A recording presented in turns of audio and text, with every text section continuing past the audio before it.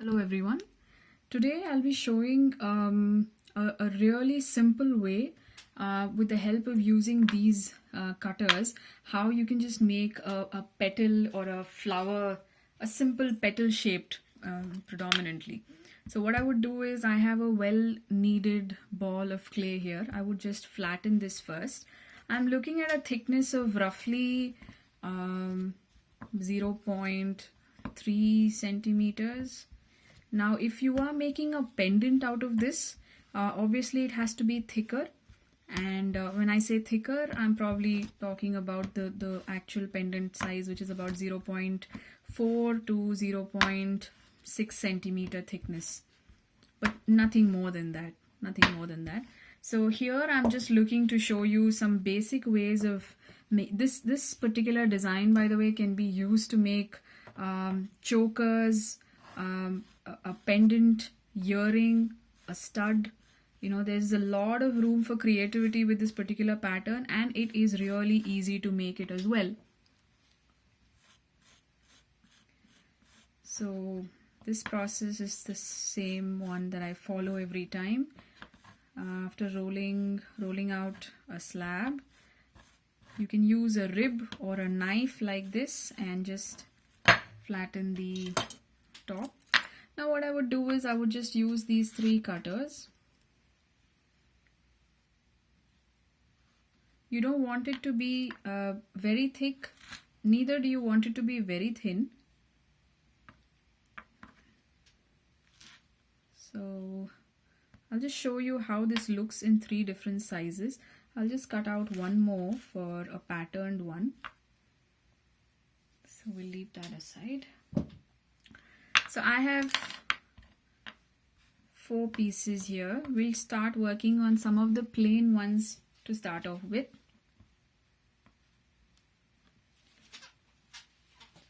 You may just want to make sure the sides are all nice and smoothened out.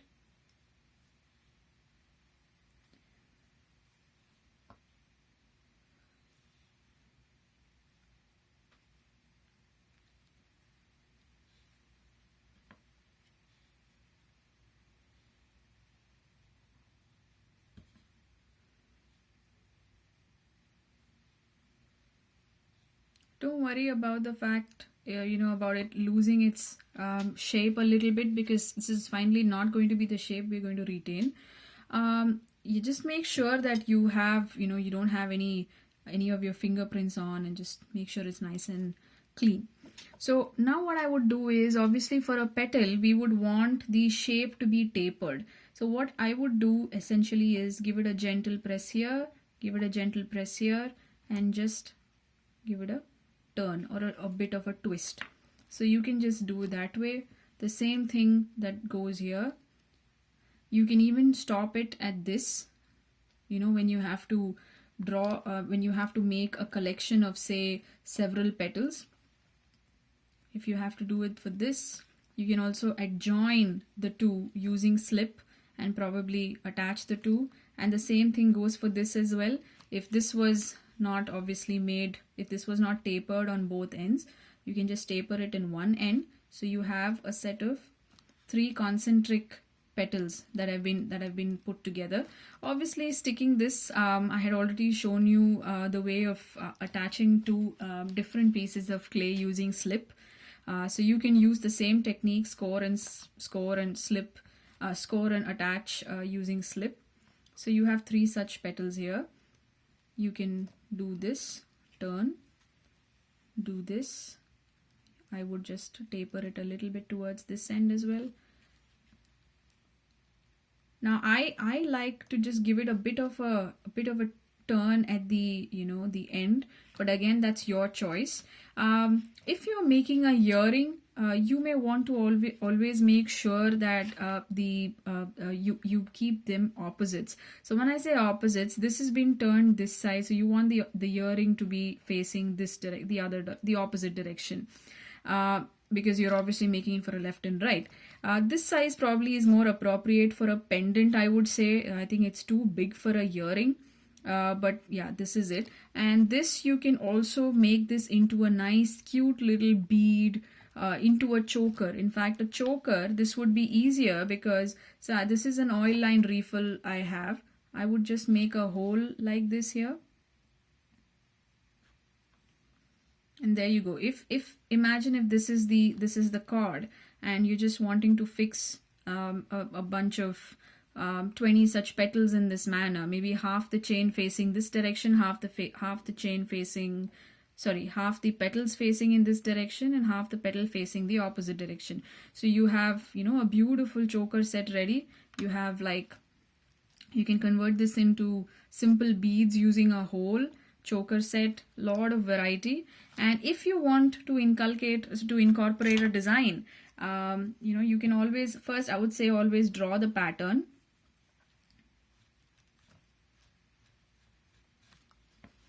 So I'm just, you can draw any pattern you want, by the way. I mean, you know, I've just drawn something like a leaf. So there you go. You have something like this. You can just put a hook here, a U-pin hook, anything, you know, just about anything you want. I think there's a lot of room for, you know, so many creative ideas when you make forms like these. And that too with what? I mean, we've just used literally these cutters, you know, my knife to simply flatten it out. And then, you know, obviously the refill, if you have to convert this into a hole or, you know, make little forms. They're easy, very easy to do. And just to run you through the process quickly, what I did is I had a well-kneaded ball of clay. I made it into a slab. I used these cutters, cut out the shapes and just gave it a gentle press on top and bottom. And I just twisted the end a little bit towards one side. That's it. And if you want to convert this can be made into a earring, into a pendant, into a bead, anything you want. You can also put in a stick beads or ghungroo beads at the end, making this a little bit more, making it a little bit more prettier. And you know, these forms, these kinds of designs can also be made. But when you're making a design, I would always suggest make it on a flat surface and then only do the tapering part, you know, folding and all that. I think this is a really easy way to make even wall pieces and murals. So this is it, you know. Very simple methods of making this. Almost looks like a mouth. So, you know, you can be really creative with it. See, when I close it even further, it probably looks like a slightly more closed leaf. So there are a lot of ways you can convert this into jewelry.